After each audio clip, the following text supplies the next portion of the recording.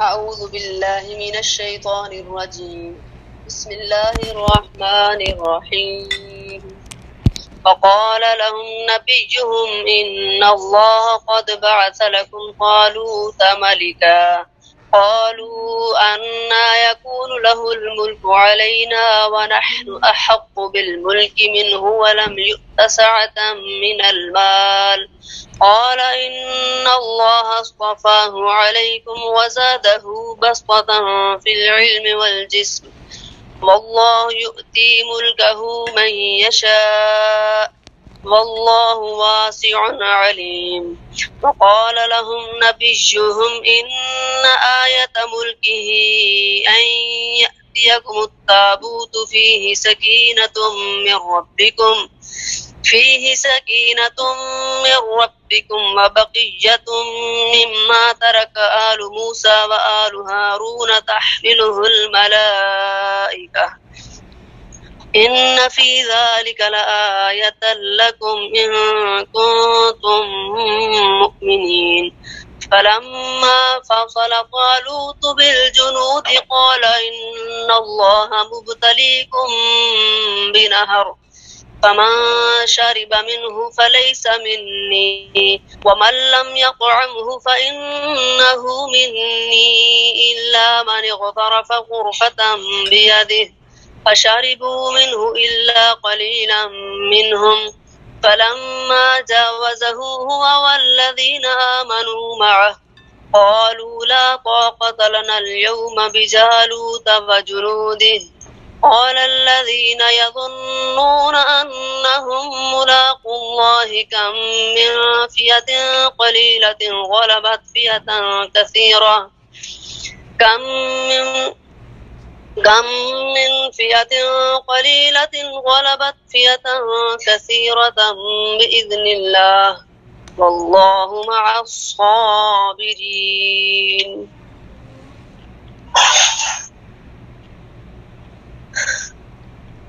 آیت نمبر 247 ہے.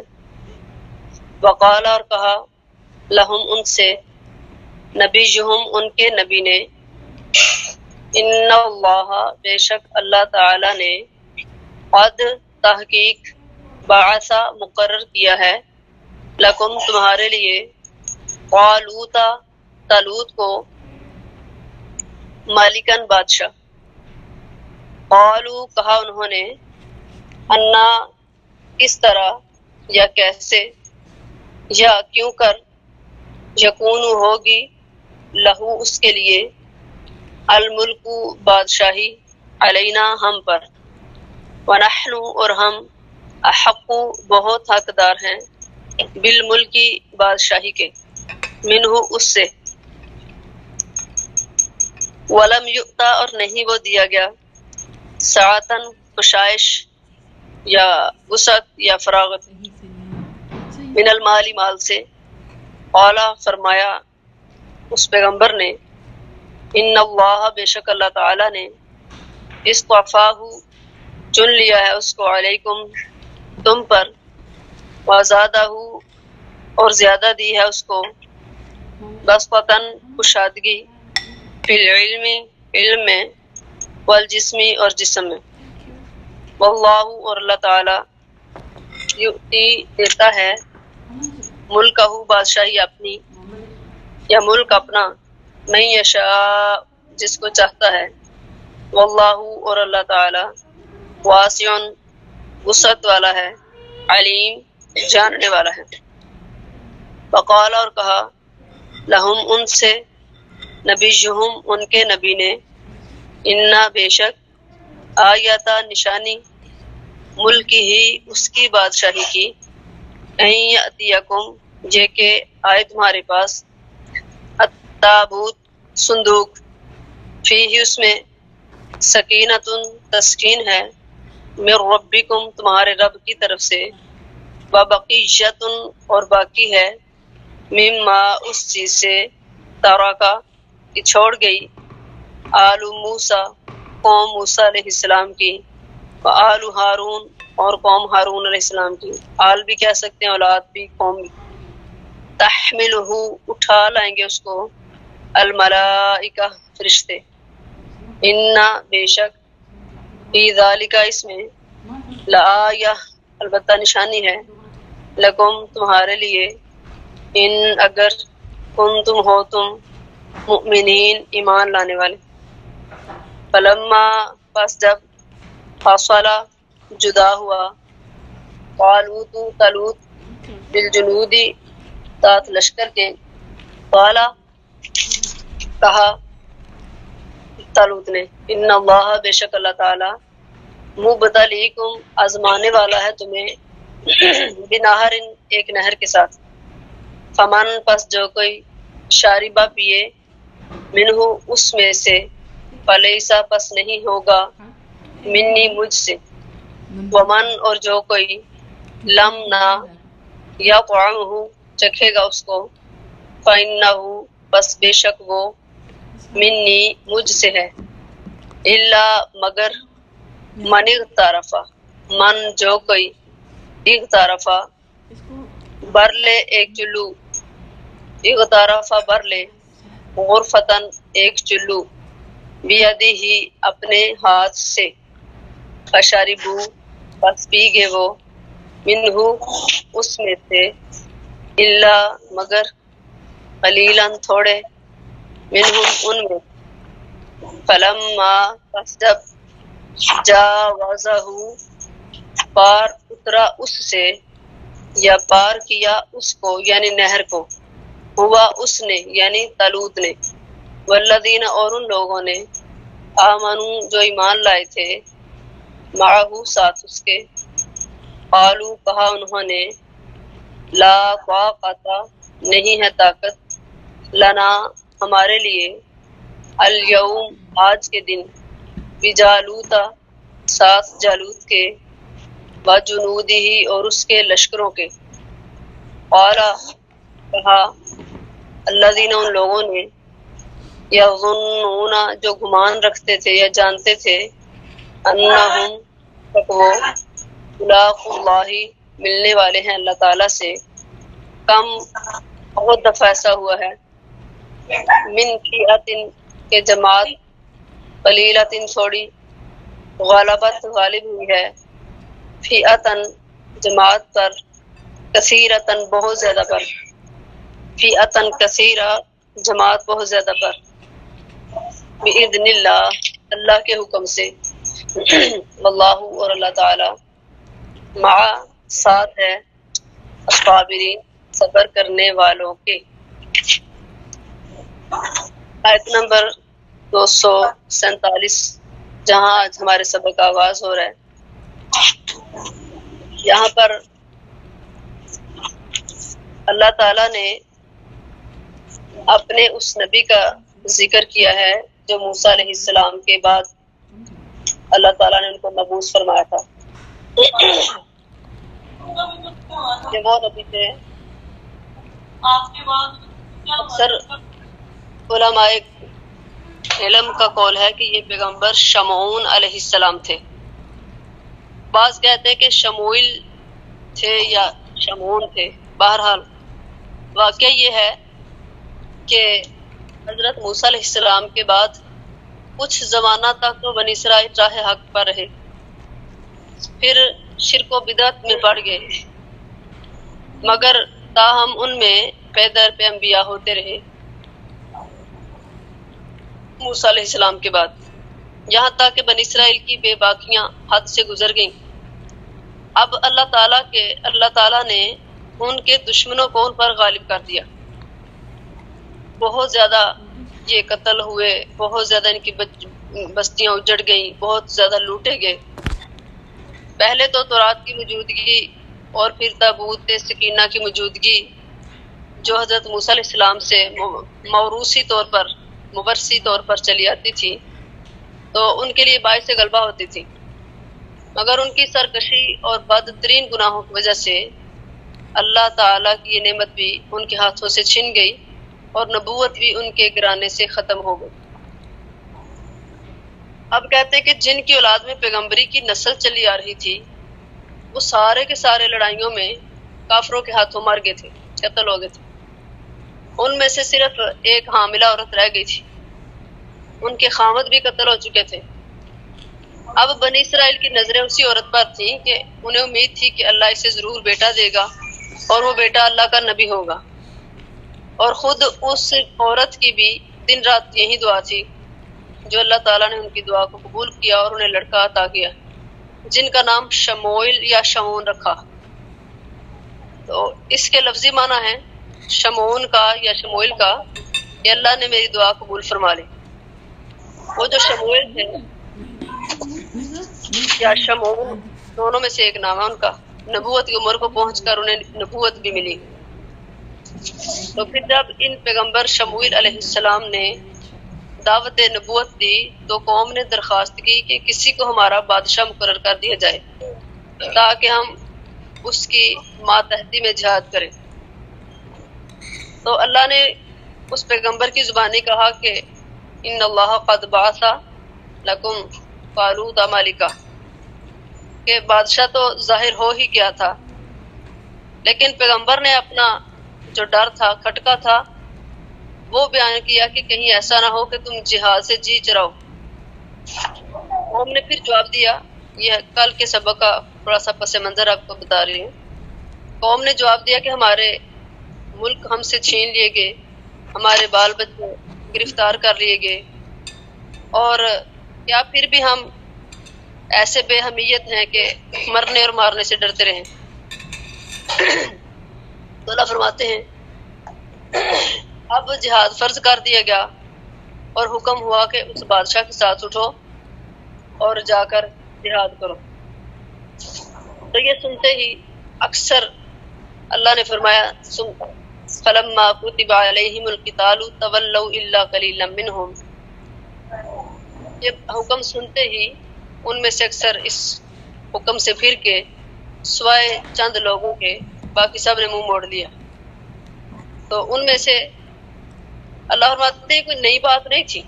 یہ اللہ کو پہلے معلوم تھا، کیونکہ یہ قوم موسیٰ علیہ السلام کی دور سے ہی نافرمان چلی آ رہی تھی، شروع سے ہی ان کی نافرمانیاں مشہور تھی۔ آج کے ہمارے سبق میں اللہ فرماتے ہیں کہ ان کو ان کے نبی نے کہا کہ اللہ نے تمہارے لیے طالوت کو بادشاہ مقرر کر دیے، تو کہنے لگے کہ بھلا اسے ہم پر حکومت کیسے ہو سکتی ہے، اس سے تو بہت زیادہ حقدار ہیں ہم بادشاہت کے، اسے تو مالی کشادگی بھی نہیں دی گئی، اس کے پاس نہ ہی مال ہے اور نہ ہی اولاد ہے، یعنی اولاد نرینہ۔ تو پیغمبر نے یعنی شموئیل علیہ السلام نے فرمایا سنو، اللہ تعالیٰ نے اسی کو تم پر برگزیدہ کیا ہے، ان اللہ اصطفاہ علیکم، اللہ نے تم پر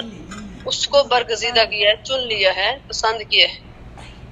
وزادہ بسطۃ فی العلم والجسم، اور اسے علمی اور جسمانی بزرگی بھی عطا فرمائی ہے، اللہ یؤتی ملکہ من یشاء، فرمایا اللہ جس کو چاہتا ہے اس کو اپنا ملک عطا کر دیتا ہے۔ بات یہ ہے کہ اللہ چاہے اپنا ملک دے دے، کیونکہ واللہ واسع علیم، اللہ کشادگی والا ہے، علم والا ہے۔ اب یہ جو قوم تھی شروع سے ہی ہیلنے اور بہانے تراشنے والی قوم بنی اسرائیل، مطلب یہ ہے کہ جب انہوں نے کسی کو اپنا بادشاہ بنا دینے کی خواہش اپنے پیغمبر سے ظاہر کی تو پیغمبر نے اپنے رب کے حکم سے حضرت طالوت کو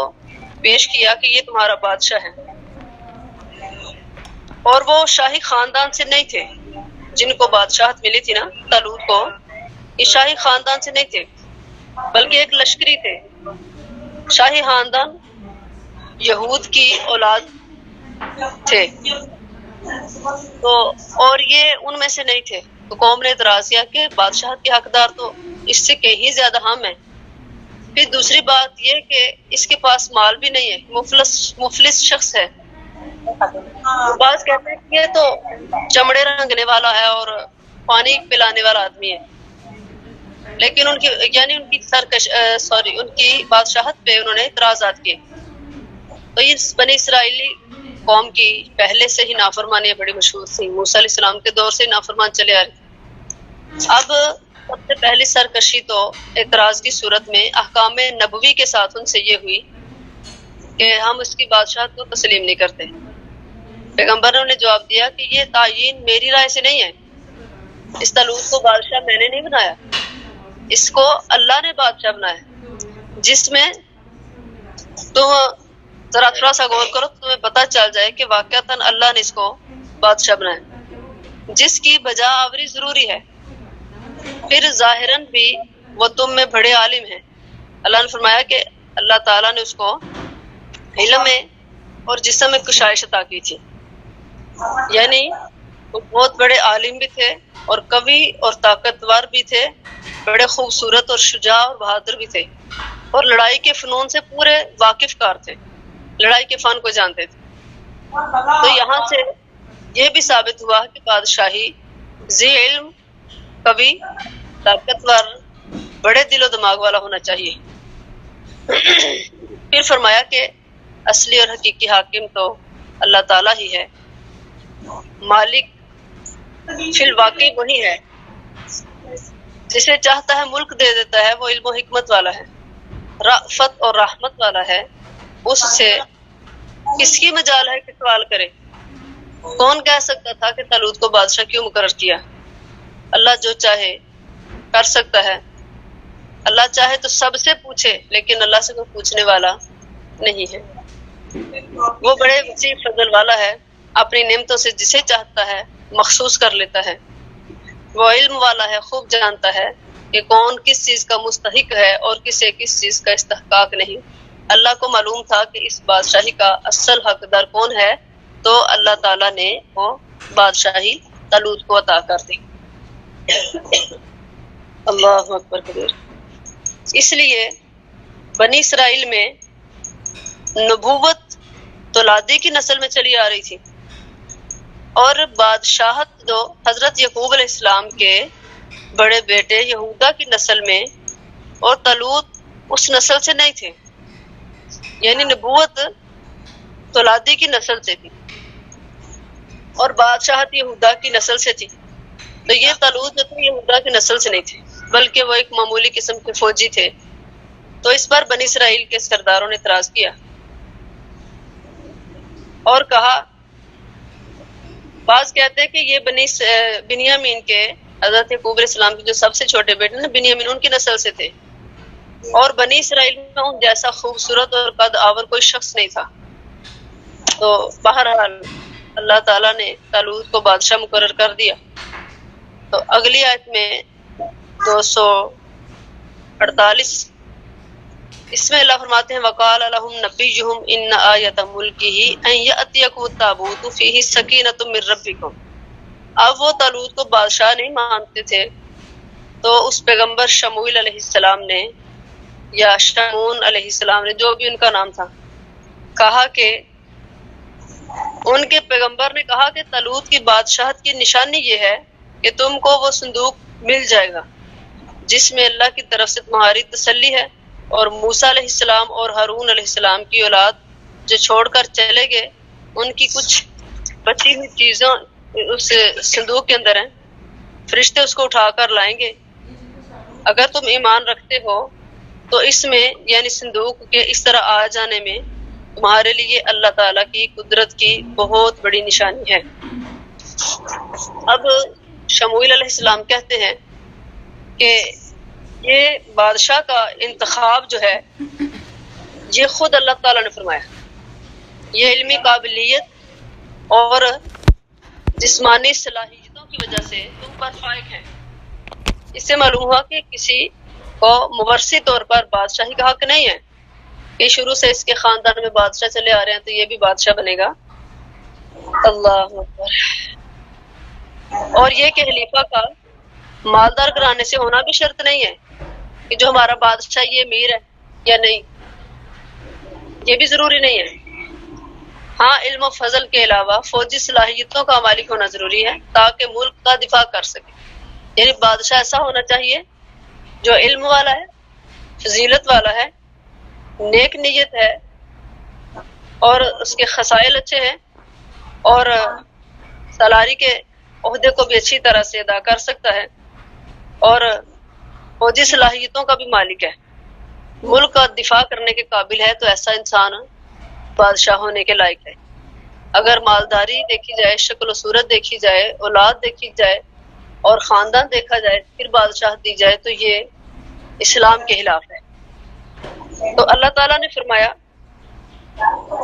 کہ اس پیغمبر نے جب کہا کہ طالوت تمہارا بادشاہ ہے تو قوم نے اس بات کا اعتراض کیا کہ ہمارا بادشاہ ایسا نہیں ہونا چاہیے، اور شموئیل علیہ السلام نے کہا کہ اس کی بادشاہت کی نشانی، قوم نے نشانی مانگی تو کہا کہ اچھا ان کے پاس نا، ابن عباس فرماتے ہیں کہ یہ جو شموئیل علیہ السلام نے کہا نا کہ تمہارا جو تابوت ہے، صندوق ہے، اس کی نشانی یہ ہے کہ فرشتے اس صندوق کو اٹھائے لائیں گے۔ وہ نشانی کیا تھی کہ ایک صندوق میں کچھ ایسے اثار تھے، کچھ ایسی چیزیں تھیں۔ مفسرین کے بیان کے مطابق یہ تابوت سکینہ ایک صندوق تھا جو بنی اسرائیل میں حضرت موسیٰ علیہ السلام اور ہارون علیہ السلام کے زمانے سے چلا رہا تھا، اور اس میں حضرت موسیٰ علیہ السلام اور ہارون علیہ السلام اور دوسرے انبیاء کے کچھ متبرک آثار تھے، بقیۃ مما ترک سے جو بات پتہ چلتی ہے۔ اور بنی اسرائیل اس صندوق کو اپنی لڑائیوں میں اسے آگے آگے رکھتے تھے۔ جب بنی اسرائیل کافر قوم سے جنگ کرنے جاتے تو اس صندوق کو آگے رکھتے تھے، تو اس کی برکت سے اسے دیکھ کر حوصلہ اور ہمت محسوس کرتے تھے، مگر ان کی عبادت کی وجہ سے کی وجہ سے ان کے حوصلے جو تھے بدعمالیوں کی وجہ سے ان کے دشمن یہ تابوت ان سے چھین کر لے گئے، اور ان کافروں نے اس صندوق کو اپنے معبد خانے میں رکھ دیا، بت کے نیچے رکھ دیا۔ انہوں نے کو جا کر اپنے بت کے نیچے رکھا تو ان کے اندر ایک وبا پھوٹ پڑی، اور تقریباً 5 شہر اس وبا سے ویران ہو گئے۔ اور ایک دن اچانک صبح کے وقت آئے تو دیکھا کہ ہم نے تو بت کے نیچے صندوق کو رکھا ہوا تھا، آج ہمارا بت نیچے ہے اور صندوق اوپر پڑا ہے۔ انہوں نے صندوق کو نیچے رکھا، بت اوپر کر دیا۔ اگلے دن پھر صبح آئے، دیکھا کہ تابوت اوپر اور بت نیچے ہے۔ پھر انہوں نے صندوق کو بت کے نیچے رکھ دیا۔ پھر ایسا ہی ہوا تو انہوں نے کہا کہ یہ واقعتاً قدرت کا کوئی کرشمہ ہے جو اس کو ادا کر رہا ہے، بار بار ایسے ہو رہا ہے۔ تو وہاں پہ ایک بنی اسرائیل کی عورت بھی رہتی تھی، اس نے بھی مشورہ دیا کہ اس کو یہاں سے نکال دو تو وبا ختم ہو جائے گی، اور وہ عورت بھی یہی چاہتی تھی کہ جن کا صندوق ہے، کیونکہ وہ بھی بنی اسرائیل کی تھی، یہ ہمارے خاندان میں چلا جائے۔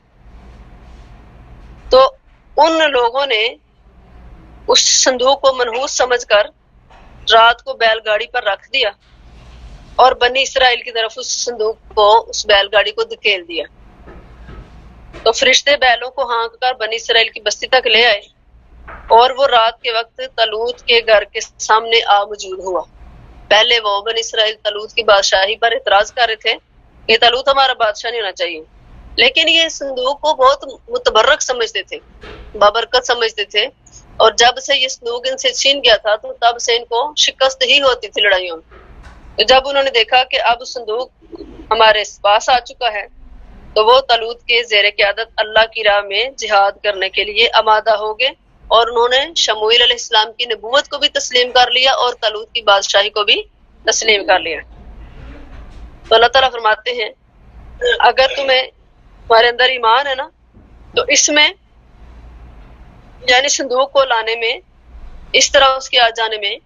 اور پھر فرشتوں کے لانے میں اللہ تعالیٰ کی قدرت کی بہت بڑی نشانیاں ہیں۔ قرآن کریم کے انداز بیان سے معلوم ہوتا ہے کہ اس تابوت کی آمد اعجازی حیثیت کی حامل تھی، اس لیے اسے آیتاً قرار دیا کہ یہ اللہ کی قدرت کی بہت بڑی ایک نشانی تھی۔ تو اللہ تعالیٰ فرماتے ہیں اگلی آیت نمبر 249 میں، فلما فصل طالوت بالجنود، اللہ فرماتے ہیں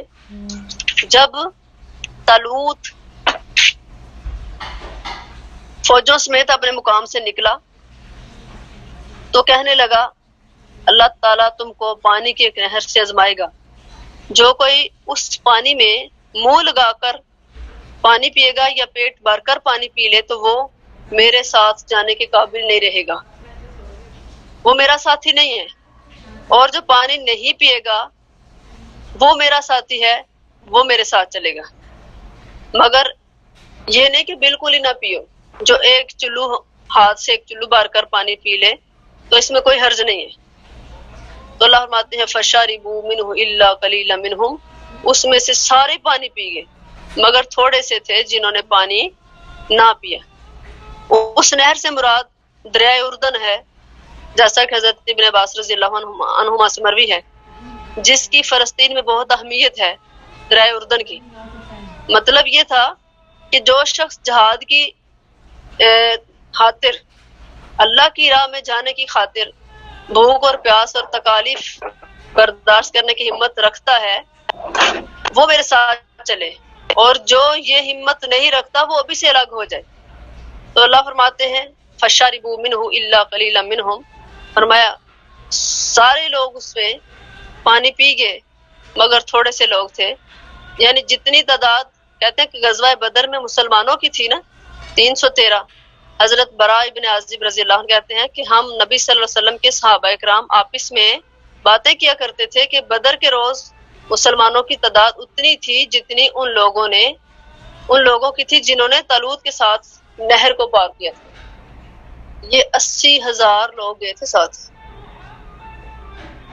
اور 313 رہ گئے تھے۔ سب نے ہی پانی پی لیا تھا، یعنی کہ اتنی شدید ان کو پیاس لگی تھی۔ اللہ اکبر۔ لشکر تابوت کی آزمائش اس طرح ہوئی کہ جب انہوں نے طالوت کی بادشاہت تسلیم کر لی اور وہ انہیں لے کر جہاد کو چلے تو مفسرین بیان کرتے ہیں کہ ان کی تعداد 80,000 تھی۔ راستے میں طالوت نے کہا کہ اللہ تعالیٰ تمہیں ایک نہر کے ساتھ آزمانے والا ہے، تو تم نے نہر کا پانی نہیں پینا، بس اپنے ہونٹ تر کرنے کے لیے ایک چلو بھر پانی پی لینا ہے۔ اگر پانی پی لے گا جو بھی شخص تو میرے ساتھ نہیں چلے گا، ہاں ایک آدھ گھونٹ پی لے تو کوئی حرج نہیں ہے، لیکن جب وہاں پہنچے تو پیاس کی شدت ہی بہت زیادہ تھی، نہر پر جھک پڑے اور انہوں نے نہر کے ساتھ منہ لگا کر پانی پیا، اس قدر ان کو پیاس تھی۔ خوب پیٹ بھر کر پانی پیا، مگر کچھ لوگ ایسے پختہ ایمان والے بھی تھے کہ جنہوں نے نہ پانی پیا نہ ہی منہ لگایا بلکہ ایک چلو بھر پانی لے لیا۔ ابن عباس فرماتے ہیں کہ ایک چلو پانی پینے والوں کی پیاس بھی بجھ گئی اور وہ جہاد میں بھی شامل رہے۔ جب اللہ کے حکموں کو پورا کریں تو اللہ خود مدد کر دیتے ہیں۔ تو جنہوں نے پیٹ بھر کر پانی پی لیا ان کی پیاس بھی نہ بجھی اور وہ جہاد میں ساتھ جانے کے قابل بھی نہ رہے۔ فرماتا ہے کہ 80,000 میں سے 76,000 نے پانی پی لیا تھا، صرف 4,000 آدمی حقیقی فرما بردار نکلے تھے۔ اب 4,000 میں سے جب نہر پار کر کے گئے نا تو ہم کل کے سبق میں پڑھیں گے انشاءاللہ کہ ان میں سے بھی اکثر نے کہا تھا کہ اتنا بڑا لشکر ہے، وہ لاکھوں کی تعداد میں تھے، اور یہ 4,000، پھر اس میں بھی 313 رہ گئے تھے۔ حضرت براء بن عازب فرماتے ہیں کہ صحاب محمد صلی اللہ علیہ وسلم اکثر فرمایا کرتے تھے کہ بدر کی لڑائی والے دن ہماری تعداد اتنی ہی تھی جتنی تعداد حضرت طالوت بادشاہ کے اس فرما بردار لشکر کی تھی جو آپ کے ساتھ نہر سے پار ہوا تھا۔ تو یعنی 313 یہاں سے پار ہوتے ہی نافرمانوں کے حوصلے ٹوٹ گئے۔ جب نہر پار کی تو ان میں سے 4,000 تھے نا جنہوں نے نہر پار کر لی تھی، نہایت بزدلانہ پن سے انہوں نے جہاد سے انکار کر دیا اور دشمنوں کی کثرت نے ان کے حوصلے توڑ دیے، اور یہ صاف جواب دے بیٹھے کہ آج تو ہم جالوت کے لشکر سے لڑنے کی طاقت اپنے اندر نہیں پاتے۔ سرفروش مجاہدین علماء کرام نے انہیں ہر طرح سے ہمت دلوائی اور واعظ کیے، جیسا کہ آج کے ہمارے سبق میں ہے کہ ایمان والے جو لوگ تھے اللہ پر یقین رکھنے والے، انہوں نے کہا کہ کم من فیۃ قلیلۃ غلبت فیۃ کثیرۃ باذن اللہ۔ اب دیکھیں اکثر ایسا ہوتا ہے، اچھا کم جو ہے نا استفہامیہ ہے، کم کتنا تعداد کے اعتبار سے، یہاں پہ کثرت تعداد بھی بیان ہو رہی ہے کہ کم من فیۃ۔ ان علماء کرام نے کہا کہ اکثر اوقات ایسا ہوتا ہے کہ قلت اور کثرت پر فتح موقوف نہیں ہے، فتح تو صبر اور نیک نیتی پر موقوف ہے۔ ضرور اللہ کی امداد ہوتی ہے۔ بارہا ایسا ہوا کہ مٹھی بھر لوگوں نے بڑی بڑی جماعتوں کو نیچا کر دکھایا، تم صبر کرو اپنی نجتوں میں خلوص پیدا کرو، طبیعت میں استقلال اور عزم رکھو، اللہ کے وعدوں پر نظر رکھو، اور اس ڈٹ کر مقابلہ کرنے اور صبر کرنے کے بدلے میں اللہ تعالیٰ تمہارا ساتھ دے گا۔ فرمایا کہ اللہ تعالیٰ جو ہے واللہ مع الصابرین، اللہ صبر کرنے والوں کے ساتھ ہے۔ صبر کئی طرح کا ہوتا ہے،